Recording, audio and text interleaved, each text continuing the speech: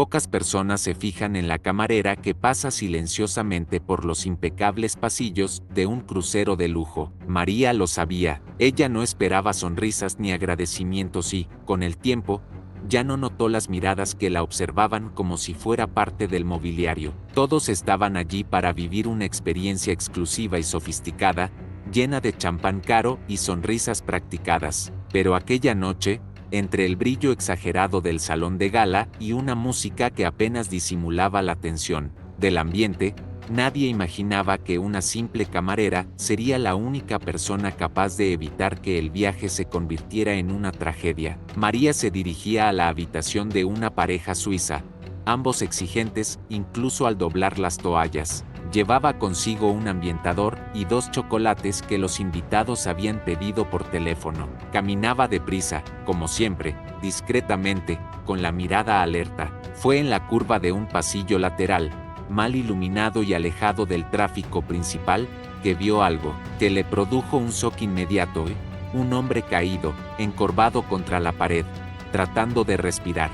Su rostro estaba pálido, el sudor corría por su cara y sus manos temblaban incontrolablemente. María dejó caer lo que tenía en sus manos, sin pensarlo 2 veces. Ella se arrodilló a su lado, sintiendo el suelo frío bajo sus rodillas. Reconoció al hombre.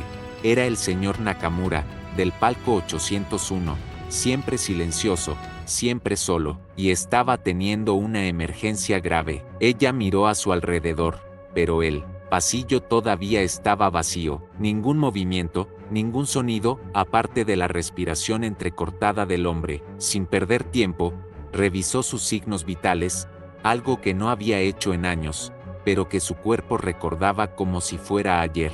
El pulso era irregular, débil, y los labios empezaban a adquirir un tono morado. Fue algo serio. Ella intentó hablarle en inglés, pero él no reaccionó, parecía confundido. Fue entonces cuando, sin dudarlo, se pasó al japonés. Las palabras salieron naturales, tranquilas, directas, pidiéndole que respirara profundamente, que permaneciera consciente. Su mirada se cruzó con la de ella, asustada pero presente, y eso ya fue un gran paso adelante. Al oír pasos apresurados que se acercaban, María gritó pidiendo ayuda, pidiendo que llamaran al equipo médico inmediatamente. Apareció un camarero, congelado, sosteniendo una bandeja llena de vasos. Dudó, sin saber si debía abandonar el servicio. Tuvo que levantar la voz, no agresivamente, sino con firmeza. Solo. Entonces corrió. Mientras tanto, María acomodó el cuerpo del señor Nakamura para facilitar su respiración,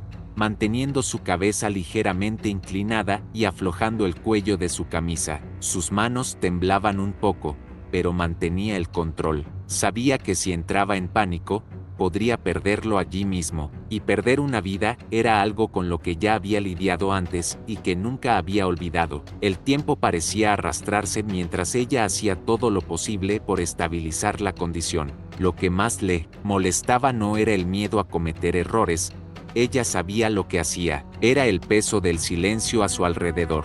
La gente empezó a aparecer en el pasillo, pero nadie se acercó. Algunos simplemente miraban desde lejos, susurrando, otros simplemente pasaban rápidamente, mirando hacia otro lado. Era como si la escena no coincidiera con el refinado entorno del barco. María notó las miradas críticas, como si no entendieran que hacía una camarera arrodillada allí, hablándole japonés a un pasajero rico, tomando decisiones como si fuera un médico, pero ella lo ignoró. Había un solo objetivo: mantener al hombre con vida hasta que llegara la ayuda, y fue porque sabía que no podía contar con el tiempo que decidió hacer más. Sacó la goma del pelo del bolsillo e improvisó un torniquete ligero en el brazo del señor Nakamura. Estaba temblando con espasmos y María sospechó que se trataba de un pico de hipoglucemia. Le pidió a uno de los curiosos, en español, que le trajera un poco de azúcar o algún dulce. Nadie respondió. Luego se giró,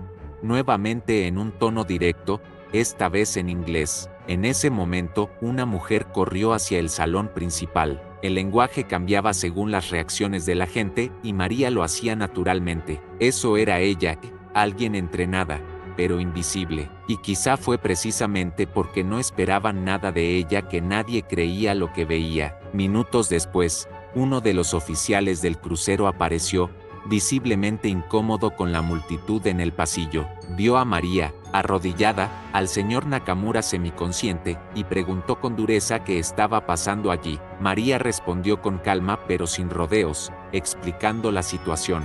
Frunció el ceño, miró a su alrededor y parecía no saber qué hacer. Él le preguntó si había llamado a los médicos. Ella lo confirmó y sin perder la compostura, le pidió que comprobara si estaban en camino. Dudó por un segundo, como si aún estuviera decidiendo si confiar o no en ella. Y fue en ese momento que el señor Nakamura intentó decir algo en japonés, con dificultad, y estrechó la mano de María. Su expresión lo decía todo. Se sentía seguro allí. Cuando finalmente llegó el equipo médico, con su impecable ropa blanca y los instrumentos en la mano, la escena ya estaba bajo control. Rápidamente tomaron el control, pero era imposible ignorar el hecho de que el paciente estaba estable gracias a las acciones de María. Uno de los médicos, un argentino que ya se había cruzado con ella en los pasillos, la miró con sorpresa al darse cuenta de lo que había hecho. Él le preguntó si ella era enfermera. Ella simplemente respondió que ya había trabajado en esa zona. No había orgullo ni vanidad en el tono, solo un reconocimiento. Ella se hizo a un lado discretamente, dejando que los profesionales hicieran lo que les correspondía por derecho. Pero el bullicio en el pasillo no cesó. Por primera vez, las miradas no se dirigieron directamente hacia ella. El capitán Leclerc fue notificado poco después. Cuando llegó al lugar, el pasillo ya estaba más vacío, pero en el aire aún se respiraba la tensión de lo ocurrido. Observó a los médicos, al señor Nakamura mientras se lo llevaban en una camilla, y, cerca de allí, a un grupo de tripulantes que comentaban en voz baja. Uno de los oficiales le explicó lo sucedido, mencionando a María. El capitán no ocultó su asombro. Él solo conocía su nombre por los informes. Eficiente, puntual, sin antecedentes de problemas. Pero hasta ese momento, ella era solo una entre docenas de sirvientas, alguien que seguía órdenes y desaparecía en el fondo de las operaciones. La idea de que ella hubiera abordado una situación médica crítica con tanta precisión lo perturbaba y lo desafiaba al mismo tiempo. Decidió llamarla para hablar, no como castigo, sino porque necesitaba entender. María apareció en su oficina con el uniforme todavía ligeramente arrugado, las manos cruzadas detrás de ella y una postura respetuosa. Le preguntó, en francés, cómo sabía qué hacer.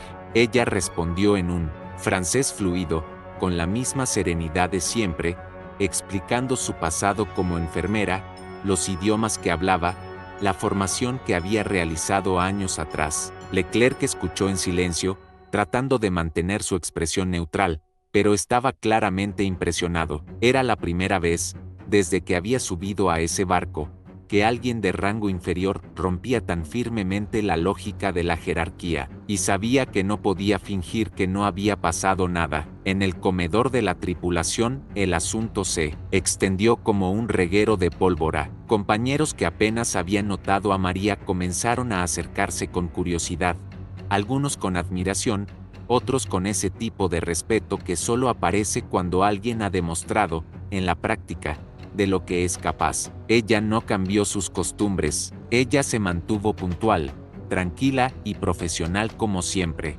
Pero algo había cambiado a su alrededor. Las miradas ya no eran de indiferencia. Empezó a ser llamada por su nombre, no solo como la criada del quinto piso. Algunos incluso preguntaron sobre idiomas, primeros auxilios, curiosidades que antes parecían fuera del alcance de alguien en su posición. Y, aunque sutil, este reconocimiento tuvo un peso enorme. Unos días después, el señor Nakamura, todavía convaleciente, pidió ver a María. Acudió al camarote acompañada de uno de los intérpretes del barco, pero al entrar se dio cuenta de que no lo necesitaba. Nakamura habló lentamente, en japonés, agradeciéndole con palabras sencillas, pero llenas de gratitud. Él le tomó las manos e insistió en que aceptara un pequeño regalo. María se negó, como era su costumbre, pero estaba visiblemente conmovida. Para ella, Eso era suficiente, saber que él estaba vivo, consciente, y que alguien recordaba que ella hizo más que doblar sábanas esa noche. Fue uno de esos momentos que no necesitan grandes gestos para marcar toda una vida. El capitán Leclerc, aunque era un hombre estricto, no pudo ignorar el impacto de lo sucedido. Durante la reunión semanal, con el liderazgo de la tripulación, planteó el caso de María, sin lujos, sin exageraciones, solo los hechos. Dijo que su iniciativa había evitado una tragedia y que esto debería servir de ejemplo. Hubo silencio en la habitación. Era raro que el capitán reconociera a un subordinado fuera de la jerarquía formal. María no estuvo presente, pero su nombre fue señalado en el informe como el momento más destacado de la semana. No hubo ascenso ni medalla, pero en el mundo de las reglas y las apariencias, en ese crucero, ser mencionado por Leclerc fue el tipo de reconocimiento que no se desvaneció con el tiempo. Aún así, María no cambió sus hábitos. Continuó levantándose temprano, revisando los carros de limpieza y saludando a sus colegas con un discreto gesto. Sabía que ese momento había sido importante, pero también sabía que, en el fondo, no quería aplausos. Lo que más le impactó fue darse cuenta de que, aunque era invisible para muchos, estaba lista cuando la necesitaban, y eso para ella fue suficiente. Ella no hizo comentarios sobre el episodio, no contó con orgullo lo que había hecho, pero, en su silencio, llevaba la certeza de que uno no es menos por estar detrás de un simple uniforme, y, a veces, son precisamente aquellos menos esperados quienes hacen lo que hay que hacer, exactamente en el momento adecuado. Unas semanas después, mientras organizaba el armario de ropa blanca en el pasillo del 7º piso, María escuchó a dos invitados hablar sobre el empleado que salvó a un pasajero japonés. No sabían que era ella. Eso no le molestó. De hecho, había algo reconfortante en ver cómo su acción cobraba vida propia y la trascendía. No necesitaba crédito, solo una conciencia tranquila. Sin embargo, darse cuenta de que la historia se contaba entre los pasajeros, muchos de los cuales siempre habían tratado a la tripulación como engranajes invisibles, fue una señal de que algo, por pequeño que fuera, había cambiado en la dinámica del barco. El cambio más claro, sin embargo, fue en los ojos de sus propios colegas. Algunos comenzaron a pedir consejos sobre cómo actuar en situaciones de emergencia. Otros la llamaban para traducir pequeños mensajes, o incluso para ayudar en situaciones delicadas con pasajeros de otras nacionalidades. María, con su manera tranquila, aceptaba cada petición sin rechistar. Fue como si, de repente, hubieran descubierto que dentro de ella había mucho más de lo que mostraba la función de la insignia, y aunque esto nunca había sido lo que ella buscaba, era imposible no sentir que, por primera vez, realmente estaban viendo quién era ella. En una mañana tranquila, cerca del final de esa ruta de crucero, María fue llamada de regreso a la habitación del capitán. Esta vez, era diferente, menos formal, sin el habitual tono autoritario. Dijo que el señor Nakamura había enviado una carta de agradecimiento a la dirección del crucero, mencionando el servicio prestado y la actitud decidida de María. No fue una conversación larga. Leclerc simplemente la miró, asintió respetuosamente y dijo que el barco necesitaba más gente como ella. No fue un cumplido gratuito. Él no era ese tipo de hombre, pero viniendo de él, esas palabras tenían peso. María le dio las gracias, mantuvo la postura, pero se fue con una sensación que hacía tiempo que no sentía: dignidad. En la última noche a bordo, durante una cena reservada para la tripulación, María fue invitada a sentarse en la mesa de líderes. Ella declinó cortésmente y prefirió quedarse con sus compañeros de trabajo. Allí era donde se sentía cómodo. La cafetería estaba llena y, por primera vez, cuando pasó con su bandeja, la gente le hizo sitio, le sonrió y le apartó una silla. No era un halago, era respeto, auténtico, silencioso, pero presente. Uno de los cocineros, con quien apenas había intercambiado 2 palabras, le puso un dulce extra en el postre y le guiñó un ojo diciendo: «Es para la noche japonesa». María sonrió con los ojos. Ese simple gesto, mucho más genuino que cualquier discurso, fue suficiente para que ella sintiera había valido la pena. En la mañana del desembarco, María se despertó más temprano de lo habitual, no por obligación sino por costumbre. Caminó hasta la proa del barco antes de que comenzara el movimiento, escaneando el horizonte. El mar estaba en calma y el puerto se acercaba lentamente. Aquel crucero, que parecía un viaje más entre muchos, se había convertido en un hito en su carrera. Por primera vez en mucho tiempo, sintió que no estaba simplemente de paso en un lugar, había dejado algo allí. No lo hablaba con nadie, pero dentro de ella había un sentimiento de pertenencia diferente, como si finalmente hubiera redescubierto una parte de sí misma que había dejado atrás cuando cambió su bata de laboratorio por un uniforme de sirvienta. Horas más tarde, cuando entregó su credencial temporal en el punto de desembarque, escuchó a uno de los supervisores decir que le habían solicitado permanecer en el barco para la siguiente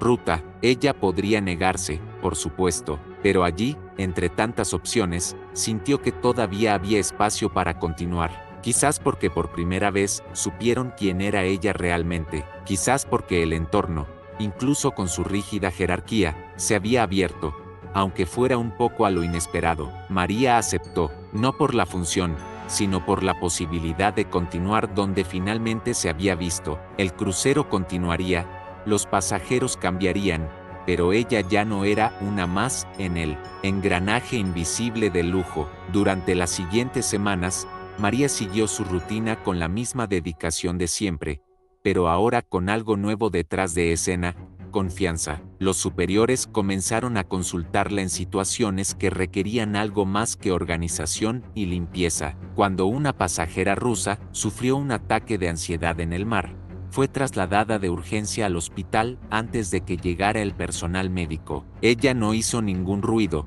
simplemente entró en la caja, habló tranquilamente en ruso, se sentó al lado del hombre y manejó la situación como si lo hubiera hecho docenas de veces antes, porque, de hecho, lo había hecho. Fue otro momento en el que se confirmó, una vez más, ella era reconocida no por lo que vestía, sino por lo que sabía hacer.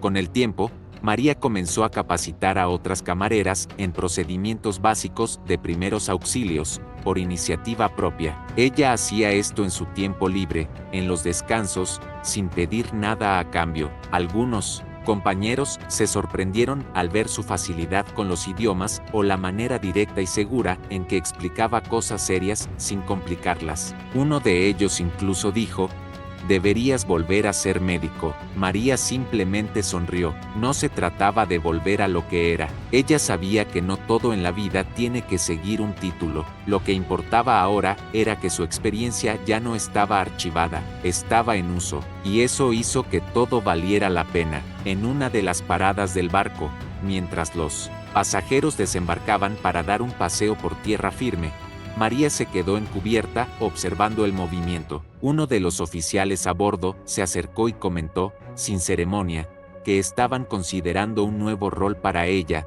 tal vez vinculado al entrenamiento de la tripulación. Nada oficial aún, pero era una posibilidad.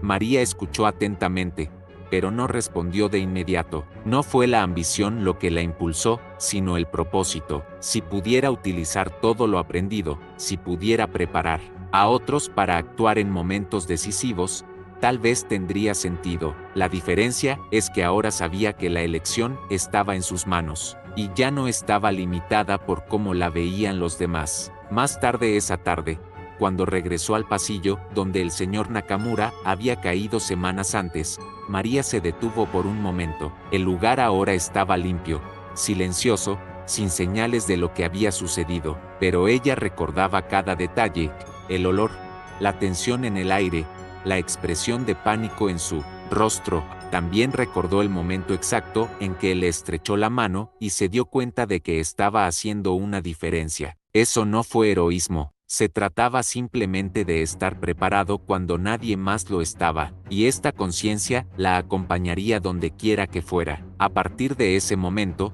María no solo llevó consigo una historia de superación, llevó consigo la prueba de que, en cualquier lugar, alguien preparado puede transformarlo todo. En el último crucero de la temporada, María recibió una carta escrita a mano. Era del señor Nakamura. Le dio las gracias una vez más, con palabras sencillas pero firmes. Dijo que, al regresar a Japón, le contó la historia a su familia y que su hija, al escucharla, decidió comenzar un curso de enfermería. La carta termina diciendo que los gestos de coraje silencioso inspiran más que cualquier discurso. María leyó estos versos, sentada en su camarote, con la puerta entreabierta, escuchando el sonido lejano de las olas. Guardó la carta, cuidadosamente, sin mostrarla a nadie. Fue uno de esos regalos que no muestras, los conservas, como un recordatorio silencioso de que vale la pena seguir siendo quien eres. Una noche, cuando salía de su turno, María se cruzó con el capitán Leclerc en el pasillo principal. Él simplemente asintió, un gesto contenido pero respetuoso. No hacía falta más que eso. Ahora se entendían sin palabras. La jerarquía seguía existiendo.